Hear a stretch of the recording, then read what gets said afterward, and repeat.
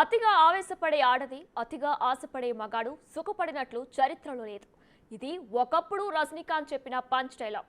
మరి ఆ రెండు ఒకరే అయితే అతిగా ఆవేశపడే ఆడది, అతిగా ఆశపడే మగాడు కలిస్తే ఇలా అతిగా ప్రవర్తించే ఓ అఘోరి లాంటి కటౌట్ బయటకొస్తుంది. ఆ క్యారెక్టర్ చేసే చిత్ర విచిత్ర వేషాలు ఎలా ఉంటాయో రెండు తెలుగు రాష్ట్రాలు చూశాయి. ఆఖరికి అఘోరి చర్యలే అతన్ని జైలు పాలు చేశాయి. అతి సర్వత్రా వర్జయేత్ అంటే అతి ఎక్కువైతే ఎలా ఉంటుందో, అదెలాంటి పరిణామాలకు దారితీస్తుందో చెప్పటానికి మన దగ్గర ఇప్పటికే బోలెడన్ని ఎగ్జాంపుల్స్ ఉంటాయి. కానీ మనకు తెలియని, మనం ఎప్పుడూ చూడని లేటెస్ట్ ఎగ్జాంపులే ఈ అఘోరి క్యారెక్టర్. అతి కొద్ది కాలంలో ఈ అఘోరికి వచ్చిన నేమ్, ఫేమ్ అంతా ఇంతా కాదు. ఈ మధ్యకాలంలో సోషల్ మీడియాలో ఇన్స్టెంట్గా పాపులర్ అయిన పర్సనాలిటీలలో ఈ అఘోరి కూడా ఒకడు. మొదట్లో అంతా బాగానే ఉంది. చాలా మందికి ఈ లేడీ అఘోరి కొత్తగా అనిపించింది. అఘోరాలు ఉంటారని అందరికీ తెలుసు, నాగసాధువులు ఉంటారని తెలుసు. కానీ ఇలాంటి ఓ లేడీ అఘోరి కూడా ఉంటుందా అని అంతా ఆశ్చర్యపోయారు. అతని వేషం చూశాక, అతను చేసే చర్యల గురించి తెలిసాక అందరిలోనూ ఈ అఘోరి గురించి తెలుసుకోవాలనే ఆసక్తి కలిగింది. శవాలను తింటానని, శ్మశానంలోనే పడుకుంటానని, ధర్మస్థాపన చేస్తానని, సనాతన ధర్మాన్ని రక్షిస్తానని ఇలా బోలెడు కబుర్లు చెప్పింది. మొదట్లో ఈ వ్యవహారమంతా బాగానే నడిచింది. చాలా మంది అఘోరిని ఓ దేవతలా చూశారు. అంతే భక్తితో మెలిగారు కూడా. ఎంతగానో గౌరవించారు. ఎక్కడికి వెళితే అక్కడ దండాలు పెట్టారు. కానీ ఆ గౌరవాన్ని ఎక్కువ రోజులు నిలుపుకోలేకపోయింది అఘోరి. ఎంత వేగంగా ఫేమ్ చూసిందో అంతే వేగంగా పాతాళానికి పడిపోయింది. లేడీ అఘోరి అలియాస్ శ్రీనివాస్పై మోసం కేసు నమోదైంది. నగ్న పూజల పేరుతో ఓ మహిళ నుంచి 10 లక్షలు వసూలు చేసి మోసం చేసినట్లుగా ఫిర్యాదు వచ్చింది. డబ్బులు తిరిగి అడిగినందుకు బెదిరింపులకు పాల్పడ్డాడనే ఆరోపణలున్నాయి. దాంతో పోలీసులు ఉత్తరప్రదేశ్, మధ్యప్రదేశ్ సరిహద్దుల్లో అఘోరిని అదుపులోకి తీసుకున్నారు. చేవెళ్ల కోర్టు అఘోరికి రిమాండ్ విధించింది. దాంతో అఘోరి శ్రీనివాస్ జైలు పాలయ్యాడు. వర్షిణిని పెళ్లి చేసుకున్నాక తెలుగు రాష్ట్రాలకు దూరంగా బతుకుదామని వెళ్లిపోయింది అఘోరి. కానీ పోలీసులు అంత ఛాన్స్ ఇచ్చారా? వెతుక్కుంటూ వెళ్లి మరీ పట్టుకొచ్చేశారు, జైల్లో వేశారు. ఈ అఘోరి ఎపిసోడ్తో ఒక విషయం మాత్రం క్లియర్గా అర్థమైంది.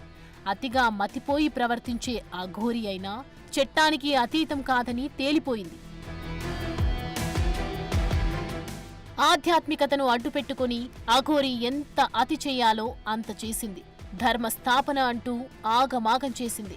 పూజల పేరుతో తనని నమ్మిన వాళ్లను మోసం చేసిందనే ఆరోపణలున్నాయి. ఇలా వరుస సంఘటనలన్నీ అఘోరిని వ్యక్తిగతంగా పతనమయ్యేలా చేశాయి. ముఖ్యంగా అఘోరి చర్యలు ఆధ్యాత్మిక గురువులు అఘోరిలపై సమాజంలో ఉన్న నమ్మకాన్ని దెబ్బతీసేలా ఉన్నాయి. అవన్నీ ఆమె ప్రతిష్ఠతను, నమ్మకాన్ని కోల్పోయేలా చేశాయి. జనంలోనూ అఘోరి పట్ల విరక్తి వచ్చేసింది. మొదట్లో భక్తితో చూసిన వాళ్లే ఇప్పుడు చీదరించుకుంటున్నారు. ఇలా ఉన్నావేంట్రా బాబు అని నిట్టూరుస్తున్నారు. మొదట్లో ఇంట్రెస్టింగ్గా చూసినోళ్లే ఇప్పుడు తెగ ట్రోల్ చేస్తున్నారు.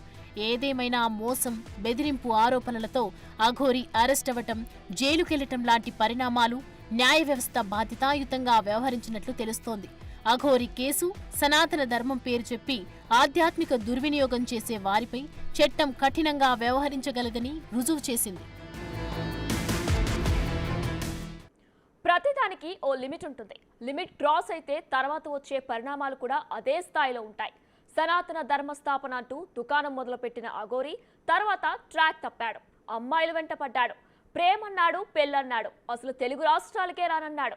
కానీ సీన్ కట్ చేస్తే అరెస్ట్ అయి జైల్లో ఉన్నాడు. ఈ పత్రం ఇక్కడతో ఆగుతుందా? అఘోరి ఎపిసోడ్ నుంచి నేర్చుకోవాల్సింది ఏమిటి? అఘోరి ఒకప్పుడు గాడ్ మెటీరియల్, ఇప్పుడదే కటౌట్ ట్రోల్ మెటీరియల్. ప్రతి దానికి ఓ స్టార్టింగ్ పాయింట్ ఉన్నట్లే ఎండింగ్ కూడా ఉంటుంది. సోషల్ మీడియాలో ఇన్స్టెంట్ హిట్ అయిన ఏ క్యారెక్టర్ కూడా ఎక్కువ కాలం ట్రెండింగ్ లో నిలిచినట్లు హిస్టరీలో లేదు. అతి కొద్ది మంది మాత్రమే సోషల్ మీడియాలో తమకు వచ్చిన హైప్ ని నిలబెట్టుకున్నారు, తెలివిగా వాడుకున్నారు, లైఫ్ లో సెటిల్ అయ్యారు.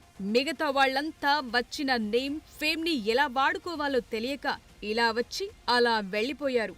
ఇప్పుడు ఈ అఘోరి క్యారెక్టర్ కూడా అలాంటిదే. సడన్ గా ఎంట్రీ ఇచ్చింది. సోషల్ మీడియాతో పాటు 2 తెలుగు రాష్ట్రాలను షేక్ చేసి పడేసింది. నడిచిన నాళ్లు నడిపించింది. చివరికి జైలు పాలయ్యింది. అందుకే అనేది, అతిగా రియాక్ట్ అయితే సీన్ రివర్స్ అవుతుందని. ఆధ్యాత్మికతను అడ్డం పెట్టుకుని సమాజంలో అతిగా ప్రవర్తించిన అఘోరి కూడా బాగుపడలేదు. చట్టానికి అఘోరి ఏమీ అతీతం కాదని తేలిపోయింది. అఘోరి ఓవర్ యాక్షన్ ఏ స్థాయికి వెళ్లిందో ఇటు తెలంగాణ అటు ఆంధ్ర రెండూ చూశాయి.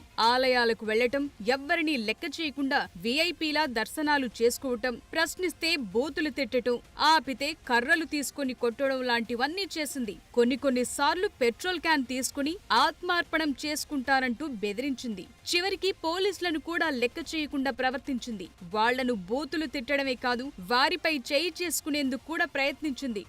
హబ్బో, అఘోరి చేసిన అతి అంతా ఇంతా కాదు. ఆమె చర్యలు, ఆర్థిక లావాదేవీలు, జనంలో అతి ప్రవర్తన లాంటివన్నీ ఆమె పతనానికి దారితీశాయి. ఇదంతా ఒకెత్తైతే అఘోరి శ్రీనివాస్ ప్రేమ వ్యవహారం మరో ఎత్తు. శ్రీవర్షిణి అనే అమ్మాయితో అతను నడిపిన ప్రేమ వ్యవహారం, ఆమెను పెళ్లి చేసుకోవటం, పోలీస్ స్టేషన్ మెట్లెక్కటం, కుటుంబ తగాదాలు, ఇలా చాలానే నడిచింది. ఇంతలోనే అఘోరికి ముందే పెళ్లయిందనే విషయం బయటపడింది. అతని మొదటి భార్య రాధిక తనను మోసం చేసి వర్షిణిని పెళ్లి చేసుకున్నాడని ఆరోపించింది. పోలీసులకు ఫిర్యాదు చేసింది. దాంతో అఘోరి జనంలో మరింత పలుచునైపోయాడు. ఇదిలా ఉంటే నగ్న పూజల పేరుతో ఓ మహిళ నుంచి 10 లక్షలు వసూలు చేసి బెదిరింపులకు పాల్పడిన కేసులో అరెస్టై జైలుకు వెళ్లాడు.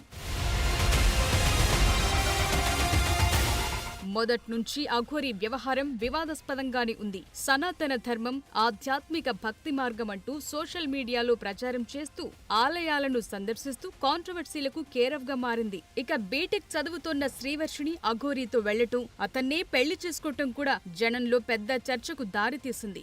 ఆధ్యాత్మిక మార్గాన్ని ఎంచుకున్న అఘోరి సడన్ గా ప్రేమ, పెళ్లి వైపు మళ్లింది. ఈ పరిణామం ఎవ్వరికీ అర్థం కాలేదు. దాంతో అతని ఆధ్యాత్మికత, భక్తిపై అందరిలోనూ అనుమానం మొదలైంది. తన పబ్బం గడుపుకునేందుకే ఈ వేషం వేశాడనే చర్చ జరిగింది.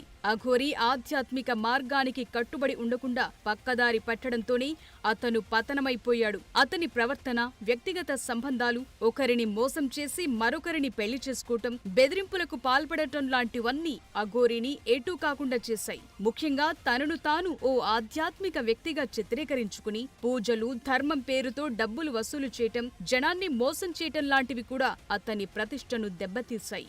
ఏ సోషల్ మీడియాతో అతను జనాన్ని ఆకర్షించి పాపులర్ అయ్యాడు, చివరికి అదే సోషల్ మీడియా అఘోరి వివాదాలను, మోసాలను, అతని నిజ స్వరూపాన్ని బయటపెట్టింది. ఆఖరికి తీసుకెళ్లి జైల్లో కూర్చోబెట్టింది.